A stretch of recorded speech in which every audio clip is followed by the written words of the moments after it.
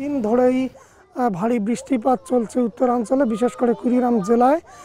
এখানে কিন্তু ভারী বৃষ্টিপাতের কারণে এবং উজানের ঢলে সবগুলো নদ নদীর পানি বৃদ্ধি পেয়েছে। ধরলা, তিস্তা, ব্রহ্মপুত্র এবং দুধকুমার সহ যে কটি নদ নদী রয়েছে সবগুলো নদ নদীর পানি কিন্তু বিপদসীমার কাছাকাছি। এবং একই সাথে আমি যেটি জেনেছি, পানি উন্নয়ন বোর্ড যেটি জানিয়েছেন যে দুধকুমার নদীর পানি বর্তমানে 9 সেন্টিমিটার বিপদসীমার উপর দিয়ে প্রবাহিত হচ্ছে এবং এখানে শত শত পরিবার কিন্তু পানিবন্দী হয়ে পড়েছেন যারা নিম্নাঞ্চলে রয়েছেন, যে কারণে কিন্তু বর্তমানে যে আমন মৌসুম সামনে এ নিয়ে কিন্তু বিপাকে পড়েছেন কৃষকরা।